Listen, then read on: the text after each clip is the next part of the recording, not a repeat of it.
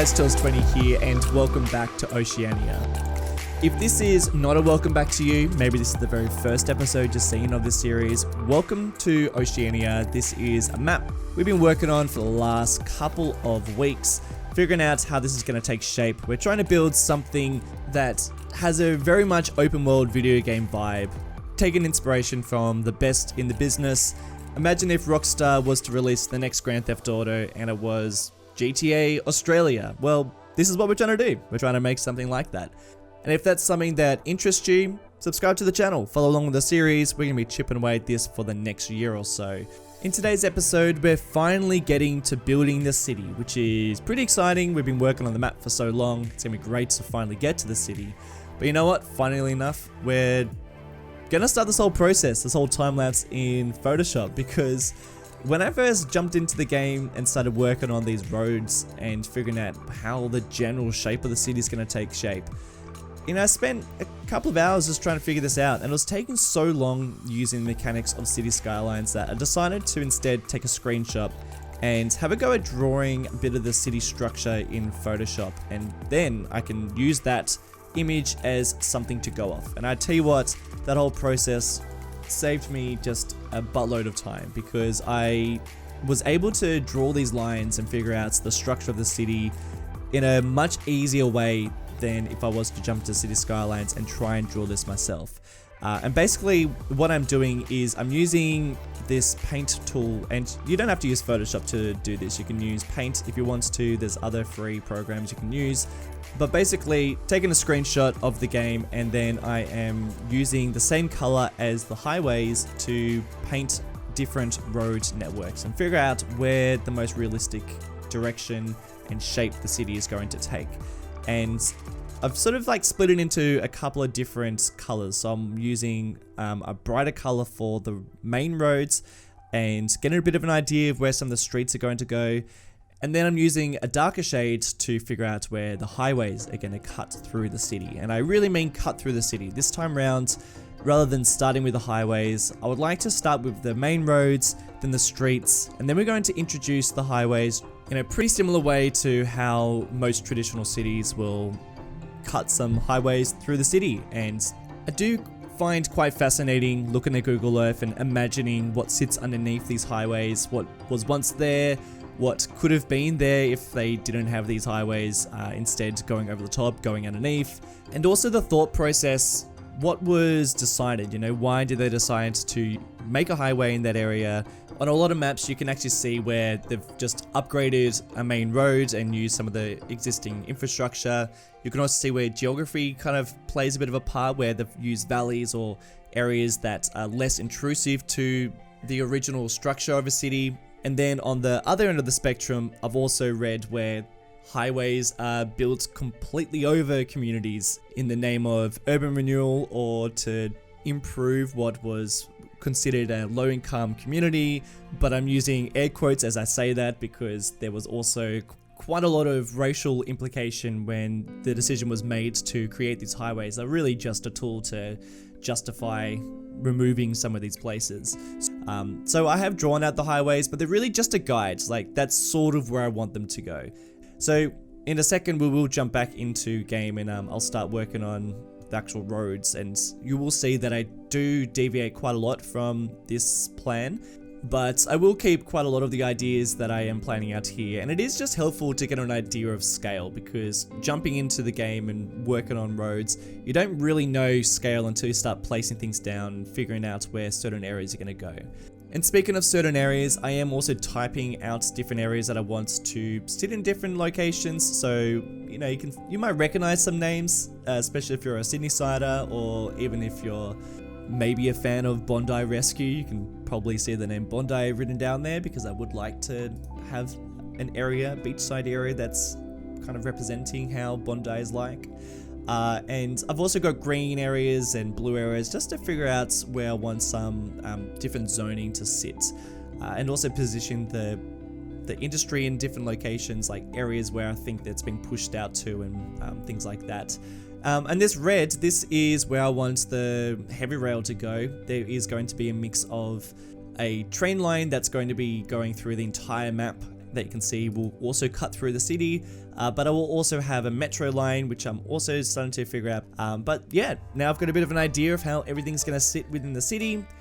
We can start working on this thing, and now we're back in game, and you can see that I'm not really keeping anything that I originally placed down for the city infrastructure. I'd really only just placed that stuff down so that it was prepared for when I uploaded it to the Steam Workshop. And let me know if you've downloaded it and played around. So I'm curious to find out who's interested and worked on it so far. But yeah, I'm not going to keep any of that. I wanted to just place it down for you guys. And I even think the farmlands that I've built around there, I'm going to change a lot of that too. I think I'm going to improve and make it just a little bit better for the setting. But now we are starting to work around the bridge. So this bridge is, it frustrates me that I can't use the Sydney Harbour Bridge that Bad Peanut has made. It's this amazing asset on the workshop. It's actually a whole package of networks and buildings to place down, and I'm even subscribed to it, and I'll be using parts of it. For instance, the road I'll be using and some other aspects of it too, but I couldn't unfortunately use it because it just feels too much like Sydney. As soon as you place that bridge down, I might as well just be built in Sydney. So I did instead decide to use this Anzac Bridge, which is another Sydney bridge. This is one of my favorite bridges in Sydney. There's not a huge amount to choose from, but I do really love this bridge. You get some amazing views of the city when you're driving over it. I usually drive over this when I go to work, and it was really cool to finally use it. And I think obviously it's from Sydney, but it's different enough to not recognize it in this setting. And plus I am using it in a slightly different setting and adding in my own flair to it too. So I've widened it up. Why did I try and pronounce it like that? I've widened the bridge so that I can squeeze in this train line and also a pedestrian bridge and a 4-lane highway too, because this is going to be a pretty busy bridge. This is the highway that goes around the entire map. So this is like the main road. And again, really love that there is one highway that goes around the entire thing. I think that's super fun and definitely something that's cool when it finally makes its journey through the city. But yeah, you can sort of see it has similarities to the Harbour Bridge in Sydney, but I did want it to be a bit different too. And now I'm starting to work around the landscaping, because that is something that generally comes first when I plan a city, is figure out the general layout of where hills and the terrain's going to sit. It's pretty important. That's a mistake I made in Montana in Marble Mountain, because there was like a massive gradient from where the downtown was and then where the ocean was, or the riverfront was. So that was something I wanted to make sure I got straight away. And I did want this place to be very hilly. This city is going to be quite a hilly city. Sydney has just got a ridiculous amount of hills in it, and I don't think you would realize that until actually getting around Sydney and noticing how many hills there are. But I do also love that part about it, because it does make for some really different and unique changes within the landscape. And also, like, the structure of the city has to do some pretty wonky things to get around and make sense, and building placement too. So that's something else that I wanted to include within this city.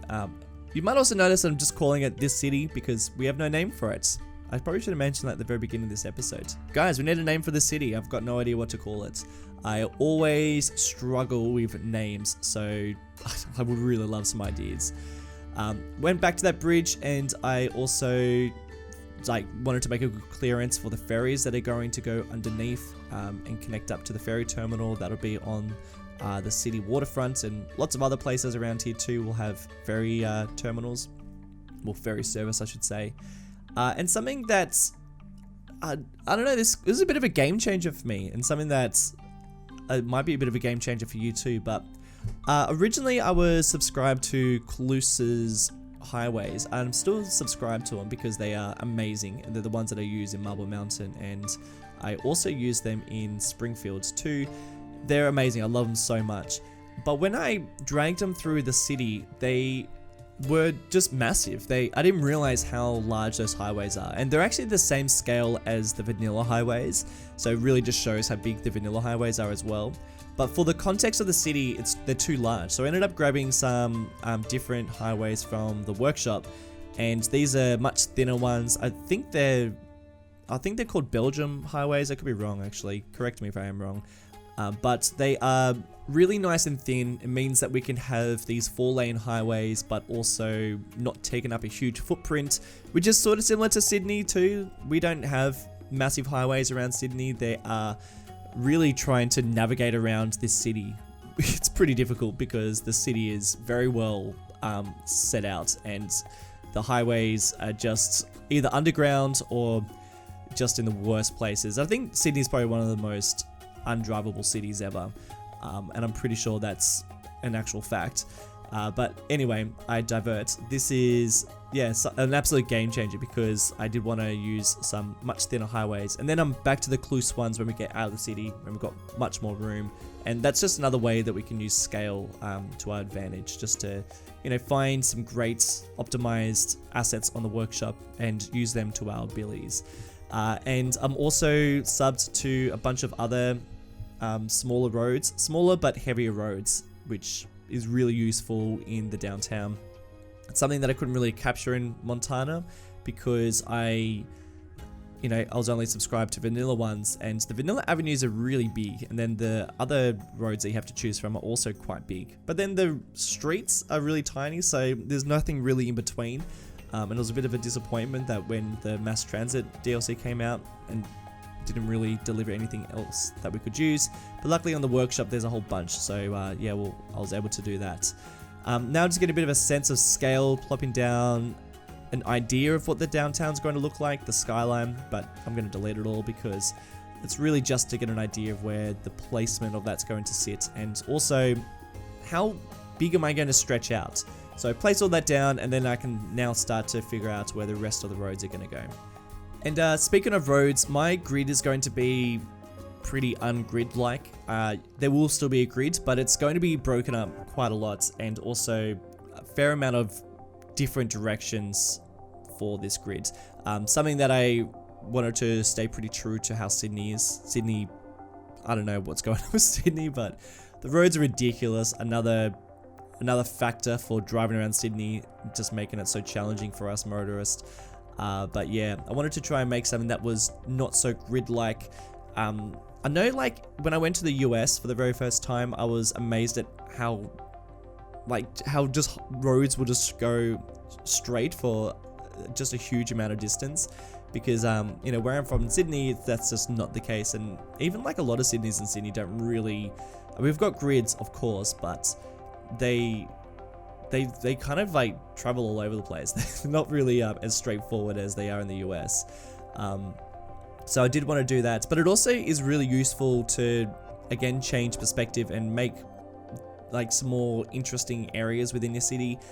If you do just have a very straightforward grid, something like I've been doing in Springfield, it gets pretty boring because, the roads don't really do anything too interesting. Whereas in this city, the roads are always doing something really quite interesting, because they're either going up a hill or going in a different direction, or they meet at a intersection that's in a not such 90-degree angled grid-like pattern. So it's kind of nice that this is just a bit more all over the place, and I think that makes sense with the type of landscape we're going for too. It's definitely not a flat playing field we're working with. You actually notice that we have quite a lot of hills in the city, which is challenging, but I do also really love that.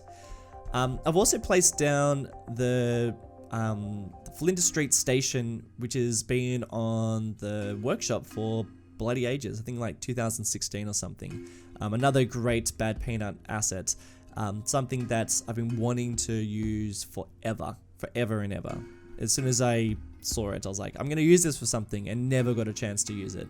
Now I'm finally using it, and it's so old. It's like a really old asset, and I'm sure Bad Peanut probably has different opinions about it now, but it's still so great. I love it. It's great because I'm also going to include like a couple of terminals there, and there's also going to be that train line that you saw goes underneath the downtown. We might be able to place a station there as the train goes under, and then it goes across the bridge, makes its whole way around the map, and then returns back at the station. So it's quite cool. It makes a full circuit as well, just like the highway. But like I said, there will be some terminals too, and I will also try and figure out a way of making the metro have a stop there. And I'm tossing up whether we have light rail. Like maybe I don't do light rail for this one. I feel like I've done light rail for all of my cities, so it might be nice to have a bit of a change. But of course, for those of you who don't know Flinders Street Station, it's a pretty famous station in Melbourne, and you know, that won't be the only thing from Melbourne I'll be taking inspiration or using. Even I'm thinking the main building within the city is going to be, and I can't even think of the name of that building, but there's a massive building in Melbourne that I would also like to include. And I think that might be our main skyscraper. But yeah, what you can probably tell is that most of this is going to be inspired by Sydney.